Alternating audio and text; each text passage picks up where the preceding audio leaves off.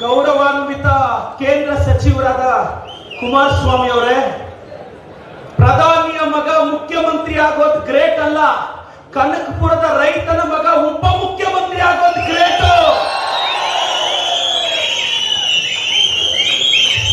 OBC ಸಮುದಾಯದ ವ್ಯಕ್ತಿ ಈ ರಾಜ್ಯದ ಮುಖ್ಯಮಂತ್ರಿ ಆದ್ರೆ ಕುಮಾರಸ್ವಾಮಿ ಅವರೇ, ವಿಜೇಂದ್ರ ಅವರೇ, ನಿಮ್ ಕೈಯಲ್ಲಿ ಸಹಿಸಕ್ಕಾಗ್ತಿಲ್ಲ.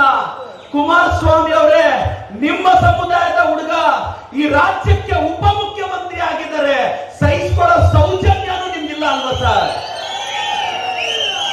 ಇವತ್ತು ಸಿದ್ದರಾಮಯ್ಯ ಸಾಹೇಬರ ಬಗ್ಗೆ, ಡಿ.ಕೆ. ಸಾಹೇಬರ ಬಗ್ಗೆ ಇಲ್ಲ ಸಲ್ಲದ ಆರೋಪಗಳನ್ನ ಮಾಡ್ತಿದ್ದಾರೆ. ಕೇಂದ್ರದ ಬಿಜೆಪಿಯವರು 67,000 ಕೋಟಿ ರೈತರು ಖರ್ಚು ಮಾಡಬೇಕಾಗಿರೋ ದುಡ್ಡನ್ನ ಖರ್ಚು ಮಾಡಿಲ್ಲ. ಇದು ನಾನು ಹೇಳ್ತಿಲ್ಲ, ಪಾರ್ಲಿಮೆಂಟರಿ ಕಮಿಟಿ ಆನ್ ಅಗ್ರಿಕಲ್ಚರ್ ಹೇಳ್ತಾ ಇರೋದು. ಇವತ್ತು ಲಡಾಖ್ ಒಳಗೆ ಚೈನಾದವ್ರು ಒಳಗ್ ಬಂದ್ರು, ನ್ಯಾಷನಲ್ ಸೆಕ್ಯೂರಿಟಿ ಇವ್ರ ಕೈಯಲ್ಲಿ ಕಾಪಾಡಕ್ ಆಗ್ತಿಲ್ಲ, ಬಾಯಿ ಪಡ್ಕೊಂತಾರೆ ಬಿಜೆಪಿ ಅವರು, ಜೆಡಿಎಸ್ ಅವರು. ಇವತ್ತು ಬಿಜೆಪಿ ಜೆಡಿಎಸ್ ಕಳ್ಳರೆಲ್ಲ ಸೇರಿ ಕೆಂಗೇರಿಯಿಂದ ಪಾದಯಾತ್ರೆ ಸ್ಟಾರ್ಟ್ ಮಾಡಿದ್ದಾರೆ. ಕಳ್ಳರು ಸ್ಟಾರ್ಟ್ ಮಾಡಿದ್ದಾರೆ ಇವರು, ಎಲ್ಲ ಕಳ್ಳರು. ಪಾದಯಾತ್ರೆ ಯಾಕೆ ಮಾಡ್ತಿದಾರೋ ಅವ್ರಿಗೂ ಗೊತ್ತಿಲ್ಲ. ಕುಮಾರಸ್ವಾಮಿ ಅವ್ರ ಮನೆ ಬೇಜಾರು ಮಾಡ್ಕೊಂಡ್ರು, ಇವತ್ತು ಚಾಲನೆ ಕೊಡಕ್ ಬರ್ತಿದ್ದಾರೆ. ನನಗೆ ಮಾನ್ಯ ಗೌರವಾನ್ವಿತ ಕುಮಾರಸ್ವಾಮಿ ಸಾಹೇಬ್ರೆ, ದಯವಿಟ್ಟು ನಮ್ಮ ಡಿ.ಕೆ. ಸಾಹೇಬ್ರ ಬಗ್ಗೆ ಸರ್, 40 ವರ್ಷ ಕಷ್ಟಪಟ್ಟು ಒಬ್ಬ ರೈತನ ಮಗ ಇಷ್ಟು ದೂರ ಬರೋದು ನೀವು ಅನ್ಕೊಂಡಷ್ಟು ಸುಲಭ ಅಲ್ಲ ಸರ್.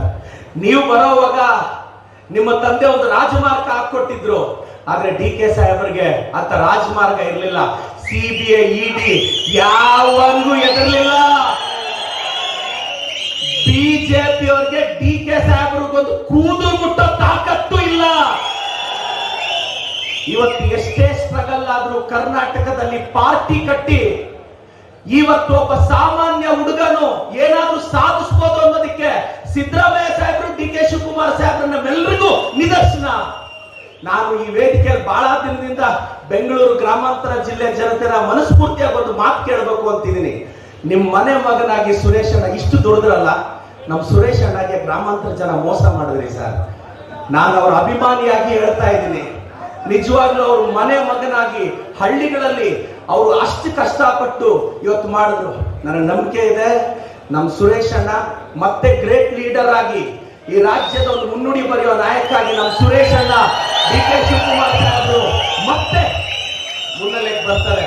ನಾನು ಎಲ್ರಿಗೂ ಹೇಳೋದಿಷ್ಟೇ, ಬಿಜೆಪಿ ಮತ್ತು ಜೆಡಿಎಸ್ ಅವರಿಗೆ ಮೂಢ ಹಗರಣ ಅಂತಾರೆ. ರಾಜ್ಯಪಾಲರು, ಗೌರವಾನ್ವಿತ ರಾಜ್ಯಪಾಲರು ನೋಟಿಸ್ ಕಳಿಸ್ತಾರೆ. ನೆನ್ನೆ ಗೌರವಾನ್ವಿತ ರಾಜ್ಯಪಾಲರು ದೆಹಲಿಗೆ ಹೋಗ್ತಾರೆ, ಇವತ್ತು ಸಂಜೆ ದೆಹಲಿಯಿಂದ ವಾಪಸ್ ಬರ್ತಾರೆ. ಯಾಕೆ ಇಷ್ಟು ಆತುರದ ನಿರ್ಧಾರ ರಾಜ್ಯಪಾಲರ ಕಚೇರಿ ತಗೊಂಡು ಅನ್ನೋದೇ ನನ್ನ ಪ್ರಶ್ನೆ. ರಾಜ್ಯಪಾಲರ ಬಗ್ಗೆ ಪ್ರಶ್ನೆ ಮಾಡುವಷ್ಟು ದೊಡ್ಡವನು ನಾನಲ್ಲ, ಆದ್ರೆ ಅಷ್ಟು ಆತುರದ ನಿರ್ಣಯ ರಾಜ್ಯಪಾಲರ ಕಚೇರಿಗೆ ಅವಶ್ಯಕತೆ ಇರ್ಲಿಲ್ವಾ ಅನ್ನೋದು ಒಂದಿದೆ. ನಾನು ಎಲ್ರಿಗೂ ಹೇಳ್ತೀನಿ, ನಮ್ಮ ಸಿದ್ದರಾಮಯ್ಯ ಸಾಹೇಬ್ರು, ನಮ್ಮ ಡಿ.ಕೆ. ಸಾಹೇಬ್ರು ಯಾವುದೇ ತಪ್ಪು ಮಾಡಿಲ್ಲ, ಯಾವುದೇ ತಪ್ಪು ಮಾಡಿಲ್ಲ. ಇವತ್ತು ಕಾಂಗ್ರೆಸ್ ಪಕ್ಷ 5 ಗ್ಯಾರಂಟಿ ಕೊಟ್ಟಿದೆ ಸರ್, 50,000ಕ್ಕೂ ಹೆಚ್ಚು ಕೋಟಿ ಬಡವರಿಗೆ. ಬಿಜೆಪಿ ಅವರು ಹೇಳ್ತಾರೆ ಅದಾನಿ ಅಂಬಾನಿ ಟ್ಯಾಕ್ಸ್ ಅವಾಯ್ಡ್ ಮಾಡುವಾಗ ಆರ್ಥಿಕತೆ ಬಗ್ಗೆ ಪ್ರಜ್ಞೆ ಇಲ್ಲ, ಕೂಲಿ ಮಾಡೋರಿಗೆ, ಬಡವರಿಗೆ, SC ST ಗಳಿಗೆ, ದಲಿತರಿಗೆ, ಹಿಂದುಳಿದವರಿಗೆ ನಾವು 2,000 ರೂಪಾಯಿ ಕೊಟ್ರೆ ಅವ್ರಿಗೆ ಆರ್ಥಿಕತೆ ಕುಸಿಯುತ್ತಂತೆ ಬಿಜೆಪಿ ಅವರಿಗೆ. ಒಬ್ರು ಕೂಡ ವಿಜೇಂದ್ರ ಅವರು, ಮಾನ್ಯ ವಿಜೇಂದ್ರ ಅವರೇ, ಯಡಿಯೂರಪ್ಪನವ್ರ ಮಗ ಅನ್ನೋ ಎಲಿಜಿಬಿಲಿಟಿ ಬಿಟ್ರೆ ಮತ್ತೆ ಯಾವ ಎಲಿಜಿಬಿಲಿಟಿ ಇದೆ ಸರ್ ನಿಮ್ಗೆ? ಮಾನ್ಯ ಅಶೋಕ ಸಾಹೇಬ್ರೆ, ಅದೇನ್ ಪಾದಯಾತ್ರೆ ಮಾಡ್ತಿದಾರೋ ಅಲ್ಲಿ ಅವ್ರಿಗಿಂತ ಪೊಲೀಸರೇ ಜಾಸ್ತಿ ಕಾಣಿಸಿದ್ರು ನನಗೆ. ನಾನು ನೋಡ್ಕೊಂಡು ಬರ್ತಿದ್ದೆ ಅವರು, ಅವ್ರಿಗಿಂತ ಪೊಲೀಸರೇ ಹೆಚ್ಚು ಕಾಣಿಸಿದ್ರು. ಮತ್ತೆ ಅಲ್ಲಿ ನೋಡಿದ್ರೆ ಅವ್ರು ಹೇಳ್ತಾ ಇದ್ದಾರೆ ಸ್ಪೀಚ್ ಮಾಡೋರು ಲಕ್ಷಾಂತರ ಸಂಖ್ಯೆಯಲ್ಲಿ, ಸಾವಿರಾರು ಸಂಖ್ಯೆಯಲ್ಲಿ ಅಂತ. ಬಿಜೆಪಿಗೆ ಪಾಠ ಕಲಿಸಿದೀವಿ. ಮೊನ್ನೆ 136 ಸೀಟ್ ರಾಜ್ಯ ಸರ್ಕಾರ ನಾವು ಗೆದ್ದಿದ್ದೀವಿ. ನಿಮ್ಮೆಲ್ಲರ ಆಶೀರ್ವಾದ ನಮ್ಮ ಕಾಂಗ್ರೆಸ್ ಪಕ್ಷದ ಮೇಲೆ ಇರಬೇಕು. ಜೈ ಸಿದ್ದರಾಮಯ್ಯ, ಜೈ ಡಿ.ಕೆ. ಶಿವಕುಮಾರ್.